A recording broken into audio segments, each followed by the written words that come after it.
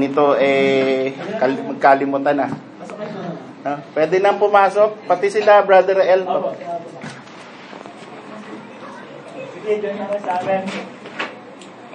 Okay, so ang team natin ay True Love Waits. At dahil diyan, siguro merong iniisip natin, ano ba ibig sabihin ng True Love Waits? Sabi ni Brother Aaron, ilang beses na raw siya nakapag-attend ng True Love Waits. Kasi it's a favorite sa Amerika na yung mga young people, kagaya ng silver ring thing, no? Naglalagay ng silver ring, that is a commitment na magiging kang virgin hanggang sa mag-asawa. Yan.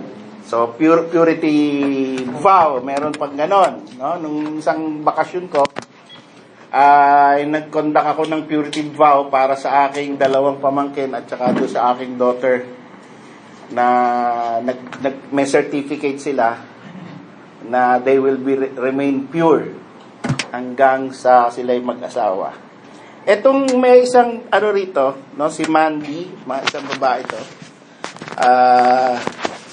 Sabi niya, nabasa ko yung kanyang article, Mandy wants others to know she's a virgin, although matanda na siya, not because she's sheltered or mentally askew. Rather, she believes that sex is valuable. Her Christian faith teaches her she's made in the image of God, and she refuses to become one with a man who hasn't made a life commitment to her. In her own words, she says, I'm a virgin because I am passionate proponent of keeping the sanctity, beauty, and value in sex. Mandy makes it clear that her virgin status in no way makes her more valuable than the person who has had many partners. She isn't saying that those who engage in sex outside marriage don't value themselves. Mandy is declaring, however, that the reason she chooses to wait is that she views sex as a beautiful, powerful, and binding act. Mandy sees sex as complicated, not just a casual act. Yan po ang view ng mga tao ngayon, no? Casual lang yan, part of our appetites. Therefore, gawin lang natin. Meron pang mga survey. Huwag kayo maniniwala sa mga survey. Sabihin nila, kailangan, para ka maging healthy, kailangan at least thrice a week. Pagka hindi ka ganyan ang lifestyle mo, magkakasakit ka. Yung mga ganong klaseng para masira, no? Tapos ngayon, sa atin, sa bansa natin, ay dinidistribute na ang condoms sa high school. And sa Amerika, even it went down up to grade 5 level. Grade 5 level, dinidistribute. So, anong maasahan natin? We will have, if all things come to, or if all things will proceed as they are today, we are looking to a promiscuous future. Magkakaroon tayo ng future na masyado ng casual. And of course, pagka everybody's doing it, mga Kristiyano, medyo mas mahirap, mas malakas ang temptation. If it is available, mas malakas ang temptation para gawain ng gawain. So that is another struggle. It is another battle. A battle of the mind. Pero sa atin pong text, at nakalagay pa rito yung text. 1 Corinthians 7:1. Doon sa invitation siguro. No? Now concerning the things whereof you wrote unto me, it is good for a man not to touch a woman. Ano ibig sabihin natin ng ating text? Manalangin muna tayo. Panginoon Diyos, salamat po at nagkaroon kami ng singles fellowship muli. Salamat po at may mga faithful young men and women na gusto pong maging pure hanggang ikaw ay nagbigay ng signal na iyon na ang time para sila ay mag-engage ng tamang activity of the Marriage Act. Panginoon, nawa po, i-preserve mo ang church na ito so that we can have members who are not adulterous, not fornicators, and we can also spread the news to others who are even not members, but they will preserve their virginity, their purity, until the day that they are married. Panginoon Diyos, salamat po at pagpalain mo ang mensahe sa ngalan ni Jesus. Amen. According to the text, it is good to be single. That is the plain meaning of the text. It is good for a man not to touch a woman. Hindi ibig sabihin na hindi ka na makikipagkamay, don't touch. Kundi, ibig sabihin, mas maganda kung single ka. Bakit? Because dedicated ka sa Panginoon. It is good to explore the blessedness of being single with the Lord. That is the meaning of it is good for a man not to touch a woman. Siguro sasabihin nyo, easy for you to say, Pastor, kasi married ka na. Kaya madali mo sabihin yan kasi okay ka na nakuha mo na yung gusto mo Okay, so it is good. Ito, binabasa ko rin to bago ako kinasal Binabasa ko rin to at iniisip ko rin, ano nga kaya ang para sa akin sa Panginoon? Ano kaya ang plano ng Diyos para sa akin? To be single for life? Lalo na po sa akin kasi marami, may mga niligawan ako tapos ayaw nila sa akin. Siguro yung mga young men, ganun din ang experience nyo. No? Ganun din? Sawi? Mga sawi ba kayo? Not to touch, okay? So, it is good to wait on the Lord. Kaya true love waits. It is good to wait on the Lord. Wait for the Lord's signal. Wait for the Lord's best. Yun ang essence noong it is good for a man not to touch a woman. Another advice that we can squeeze from this text is, don't be intimidated by the coaching or coaxing of people. Ano sasabihin? Mag-asawa ka na! 30 ka na! Too late! Alam nyo dahil dyan, 22 pa lang, asawa na ako. Dahil dyan. Walang nagturo sa akin na don't be intimidated Okay? So, si Luz, 24. Pinuwersa ko na siya. Halika na, mag-asawa na tayo. Patanda na tayo. Sabi mo, 22, 24, matanda na ang tingin ko doon sa aming sarili. Ngayon, yung iba sa atin, 30 na, hindi pa rin. So, tama kayo. Mali ako. Dali lang sabihin yun, tapos na Andyan na yung anak ko, yung bunso ko. Matanda na rin. Dapat na rin mag-asawa. Okay. It is better to wait. It is better to wait than to be sorry for being in a hurry. Tama ba yan? Kasi, iba, madali. Kahit sino na lang. Basta kasal. Sige. Mamaya, sayang, hindi ko sana, Kaya nauso yung kantang, bakit ngayon ka lang? Kasi, mali yung panahon na nakilala kita. So, if because of waiting, if because of waiting, you become too old to be marriageable in the eyes of the world, then know that you did not waste your time waiting because you did it with the Lord. Amen. Huwag mong panginayangan na, tumanda kasi ako kasi true love waits. Pero if you did it while serving the Lord, it was not a waste of time. Amen. Right. That is the essence of it is good for a man not to touch a woman. You got it? Right. Got it. Okay. It is not a loss for the Christian to die single. It's not a loss. Can I get an amen for that?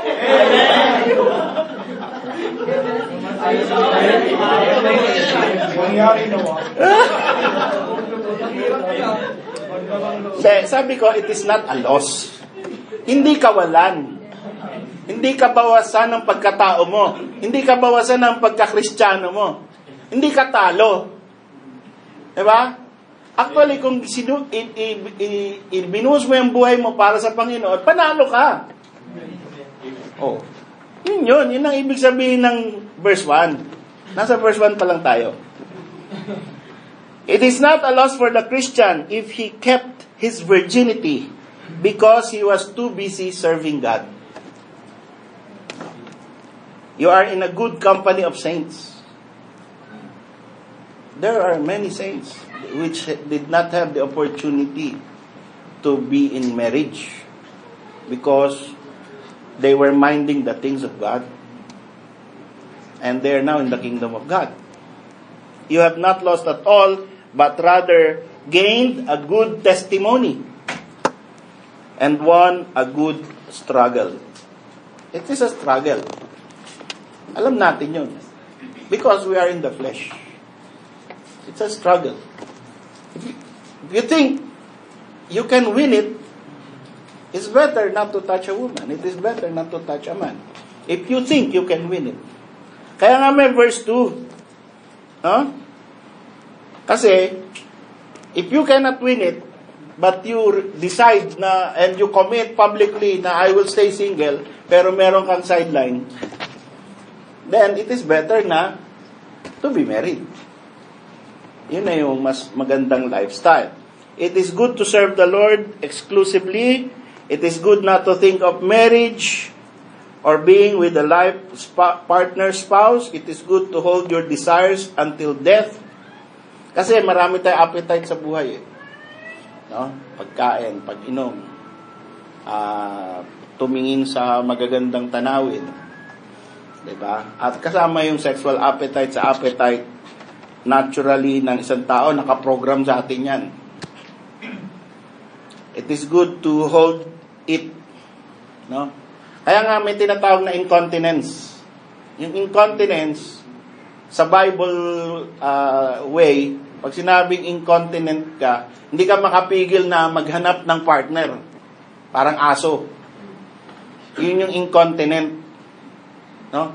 Hindi pwedeng lumipas ang 1 linggo na hindi siya nagkaroon ng experience kahit saan, pupunta sa bar yan. Ganyan ngayon sa France, di ba? Nabalitaan natin. Tsaka sa ibang mga European countries na para lang silang mga kahit di nila kilala, papatulan nila. No? So, yun na yun. That is the life of an animal because naniniwala sila sa doctrine of evolution that we came from animals, therefore they live no different from animals, like animals. So at the same time, we understand that this is not for all people. In verse 2, it says, nevertheless, to avoid fornication, let every man have his own wife, and let every woman have her own husband. So, to avoid fornication. Therefore, giving in to the desire to be married, exercising the privilege, and taking the burden of being married, is better than fornication. So, merong hierarchy of values ngayon. It is good for a man not to touch a woman. It is good, ibig sabihin, it's good to be a single. Pero if you think, lalaglag ka, and you will be engaged in fornication, or lagi ka na lang ibang iniisip tuwing magkakaroon yung mga lalaki, iba iniisip tuwing makakita ng babae, or yung mga babae tuwing makakita ng hunk, iba iniisip, ay, sana siya boyfriend ko, gano'n.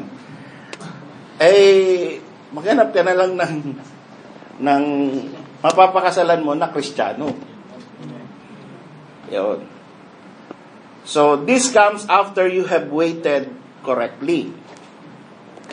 Pagkatapos mo nang maghintay, tapos napatunayan mo yung sarili mo na this life is not for me, being single is not for me. That's the time. Medyo mas mahirap yun para sa babae, but I have a suggestion. Mamaya. This does not mean that once married, a follower of Christ will abandon his desire to please only God. Because it is still possible na kayo ay may asawa, pero you still want to please only God while pleasing your partner, your spouse. Pwede yun. Okay? So, hindi po ibig sabihin na, may asawa na ako, so dalawa na ngayon ang paglilingkuran ko, Panginoon at saka yung asawa ko. Pwedeng, Panginoon pa rin ang pinaglilingkuran mo habang yung asawa mo at yung mga anak mo, kung meron, ay nagkakaroon ka rin ng service sa kanila or love sa kanila. So, ang ultimate kasi is you are serving God. You are pleasing God. Pero, in many ways. Halimbawa, sa magitan ng trabaho, you are pleasing God. So, you are pleasing your master. You are pleasing your wife. You are pleasing your husband. You are pleasing your children. Pero, why do you do that? Because you want to please God. Yun yung objective mo. Therefore, it is possible. In a family setting, as a husband or a wife, you can set up your priorities so that while pleasing your wife, you do it as unto the Lord. So before asking someone for marriage or before accepting a proposal to be married, I suggest the following. Be best of friends to people who serve the Lord with you. Like what we have now. Magkapagkaibigan ka. Huwag mo nang isipin na liligawan ko to or sana ligawan ako nito. Kundi magkaibigan lang kayo. Be familiar with each other. Pag-usapan nyo ang paglilingkod sa Panginoon. No? Sabi sa Hebrews 13:1, let brotherly love continue. And that the other side is also true. Let sisterly love continue. Hindi porket kinakaibigan ka, tinatanong ka ng mga tanong na tungkol sa love life. Lalo na sa mga babae, no? I know, I've read some articles and I think it is true na ang babae, pag tinanong mo ng mga questions tungkol sa love life, ang isipin niya na, baka gusto ko ligawan ito. May mga ganon. I don't know, individually, iba-iba, no? Pero generally siguro, ganon. No? Pagka tinatanong ko na, yung parents mo, anong trabaho, saan kayo nakatira, anong probinsya mo? Ikaw, kailan ka pa, nagkaroon ka na ng boyfriend, ilan na, mga ganong mga tanong, interesado sa akin to, Ganon. No, hindi, not necessarily, lalo na sa church setting, we can know each other well, and we can ask some personal questions. Of course, in a brotherly way. In a sisterly way. Parang kapatid. Diba? Sabi, young men, ano nga yung sabi? Yeah, I want to write unto you, young men, that if you have a sister, treat them as sisters. The young woman, treat them as sisters. And the young women, treat the young men as brothers. So, yun ang turingan natin sa isa't isa. Take genuine interest in the background of many. Okay naman yon. Wag lang yung masyadong no?